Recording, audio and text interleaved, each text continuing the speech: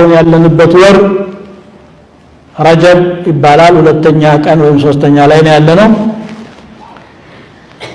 ረጀብ ከተከበሩ አራት ወራቶች ውስጥ ብቻውን ያለው እሱ ነው አላህ ዘንድ ወራት 12 ብቻ ናቸው በቁርአን እንደገለጸው ان عده الشهور عند الله 12 شهرا ይላል የ13 ወራት ባለጸጋ የሆነች ሀገር የሚባል ተረት አለ በነገራችን ላይ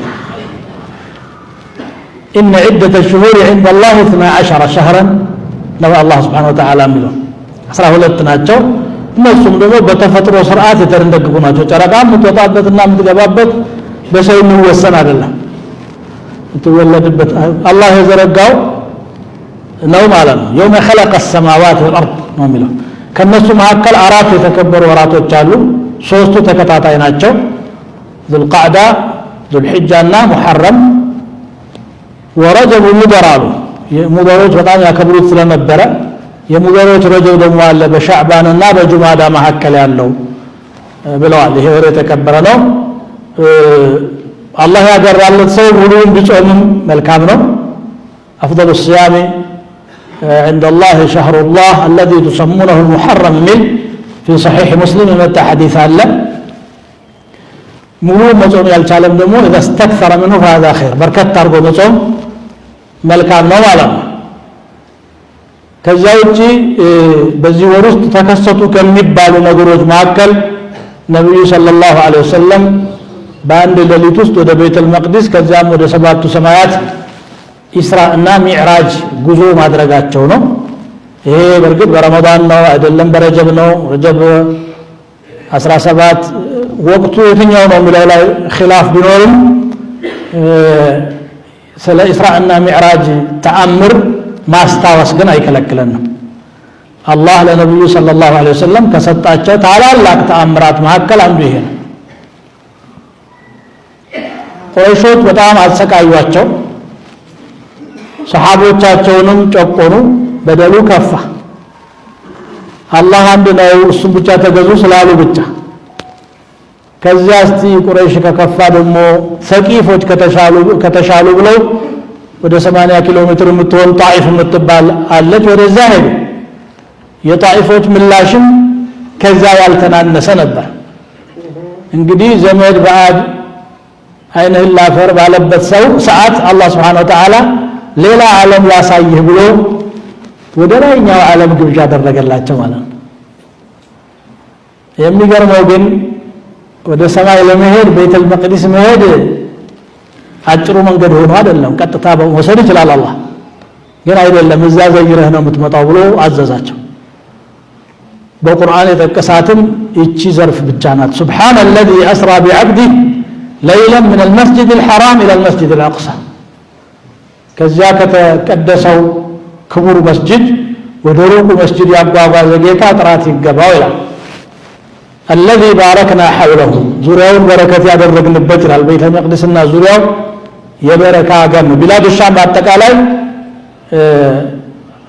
الارض التي باركنا فيها ብሎ ነው በቁርአን የገለጻት በሌላም ቦታ ማለት ነው በተለይ ደግሞ ቤተ መቅደስ ወደዛ ወሰደው ለምንድን لنريه من آياتنا إنه هو السميع البصير ብዙ ተአምራትን ለናሳየው ስለፈለግን ነው ይላል እዚያ ሲሄዱ መጓጓዣ ታይቶ የማይታወቅ አውሮፕላንም አይደለም መርከብም አይደለም መኪናም አይደለም ግመልና ፈረስም አይደለም ቡራቅ የሚባል አይኑ ያየበት ቦታ የሚደርስ ፍጥነቱ እንግዲህ አይን መሄድ የሚችለው ርቀት አለ ሲያየው ደርሶ የሚያገኝ ነው እንስሳ ነው ጅብሪል አለይሂ ሰላም ነው ይዞ የመጣው ተነስ ወዴት ተጠርተሃል ቤተል መቅደስ ወሰዳቸው ቤተል መቅደስ ላይ 120,000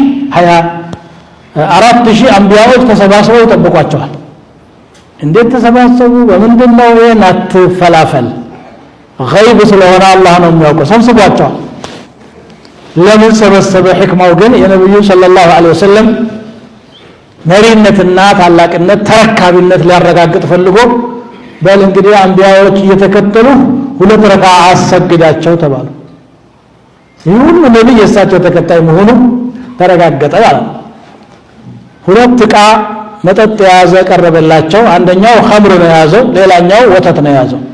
ምረጥ ሲባሉ ወተቱን መረጡ። ወተቱን ሲመርጡ ሁዲተል ፊጥራ የተፈጥሮን ነው የመረጥከው፣ ኸምሩ የምትመርጥ ኖሮ እመትህ ይጠም ነበር ተባሉ ይላል። አልሐምዱሊላህ። ከዛም እንግዲህ ወደ ሰማያት ወጡ። የመጀመሪያው ሰማይ ሲደርሱ ማነህ? ጅብሪል ነኝ። ማን አብሮህ አለ ብሎ ጠየቀ። በጣም ረጅም ነው ቂሳው፣ እያሳጠርኩና እየሮጥኩ ነው አብረን በህሊናችን እንድንቃኘው ፈልጌ ነው ማለት ነው። ማነህ? ጅብሪል ነኝ። ማን አብሮህ አለ? ሙሐመድ አብሮህ መጣ እንደ ሰለላሁ ዐለይሂ ወሰለም። እሱ ካልመጣ አትክፈቱ ተብለን ነበረ። ከመጣማ አርሂብ ተባለ፣ ተከፈተ። ያንዳንዱ ሰማይ ላይ ብዙ ተአምር አለ። ከዚያም አልፈው አርሽ ደረሱ፣ ጌታም ጋር ተነጋገሩ። ይሄ ለማንም ያልተደረገ ክብር ነው። እንግዲህ መሬት ላይ ያሉ ሰዎች የና አቡ ጀህልና ተከታዮቻቸው አዛ ያደርጋሉ። ደግሞ ሌላ ጣሃራ ዓለም መላኢካ እንጂ ኃጢአተኛ የሌለበት ሌላ ዓለም እንዳለ አሳያቸው። በደንብ ሊያጽናናቸው ሊደግፋቸው ፈልጎ ማለት ነው። አብሽር ኩፍር ብቻ አይደለም፣ ኩፍር ያለችው እዚህ አንድ መንደር ላይ ነው። ግን አላህ እንጂ ማያውቃቸው ላ ይሕሲህም አደደሁም ኢላላህ ጧት ማታ ተስቢሕ የሚያደርጉም አሉ ብሎ ያናሳያቸው። ሰማይ ወጡ፣ አርሽ ደረሱ። እዚያ ለየት ያለ ትእዛዝ ታዘዙ። 50 ሰላት በ24 ሰዓታት ውስጥ ግዳጅ አድርጌብሃለሁ አላቸው። እሺ ብለው ተቀብለው ወጡ። እሳቸው እንግዲህ ረዘም ያለ ተሞክሮ አልነበራቸውም እና ማለት ነው። ተቀብለው ሲመጡ ሙሳ መንገድ ላይ ጠበቋቸው። አላህ ሙሳን መንገድ ላይ ያስቀመጠው ለእኛ ኸይር ሽቶ ነው። ይቺው መንገዳግዳናለች እኮ ምን ታዘዝ? 50 ሰላት ይሄን ይዘህ አትሄዳል። እኔ በእኔ እስራኤል ጋር ብዙ መከራ ይቻላል፣ አይቀበሉም፣ አይችሉም። ያንተ ኡመት አስቀንስ። ተመለሱ። 45 ሆኗል፣ 5 ተቀነሰ ተባሉ። ሲመጡ አሁንም ሙሳ ይሄን ይበዛል 9 ጊዜ ተመላልሰው በ9ኛው 5 ተሰጠኝ እኮ ሲሉ ይሄም ይከብዳል አሉ ሙሳ አለይሂ ሰላም። አይ ከዚህ በኋላ እንኳን አፈርኩኝ አሉ ነብዩ ሰለላሁ ዐለይሂ ወሰለም። እልፍ ሲሉ አዋጅ ታወጀ ከላይ ኢኒ አውጀብቱ አምደይቱ ፈሪደቲ ግዳጄን አጽንቻለሁ፣ አጽድቄያለሁ፣ ለባሪያዎቼም አቅልያለሁ። ቁጥራቸው 5 ይሁን እንጂ አጅራቸው ግን 50 ነው። هي 5 ولها أجر 50። ከዚህ በኋላ ደግሞ የኔ ውሳኔ አይቀየርም ማለት ሙሳ ዘንድ ያሉ ጊዜ ቢመለሱ ሊቃለል ይችል ነበር ማለት ነው። ግን አላህ የሻውን بقضائه الأزلي هنا 5 ነው። 5 ይዘው መጡ። እንግዲህ የሰላት አንገብጋቢነት ምን ያህል እንደሆነ ያሳያል። ያንዳንዱ ግዴታ እዚሁ መሬት እያሉ ነው የታዘዙት። ዘካ፣ ሐጅ፣ ሌሎችም ጾም፣ ሌሎችም ፈራኢዶች እንግዲህ ሸሪዓ ውስጥ ያሉት ነብዩ ሰለላሁ ዐለይሂ ወሰለም እዚህ እያሉ ነው። ይሄ ግን እዚያ ወጥተው ለጥብቅ ጉዳይ ትፈለጋለህ ተብለው ይሄንን ግዴታ ነው ይዘው የመጡት። ይሄንን ትእዛዝ በጣም ማክበር ይጠበቅብናል። ይሄ ታሪክ እንዲህ በአጭር ደቂቃ የሚያልቅ ታሪክ አይደለም። ለማስታወስና በህሊናችን ወደዚያ መለስ ብለን ለመቃኘት ግን ይሄን ያህል ማስታወሻ በቂ ነው።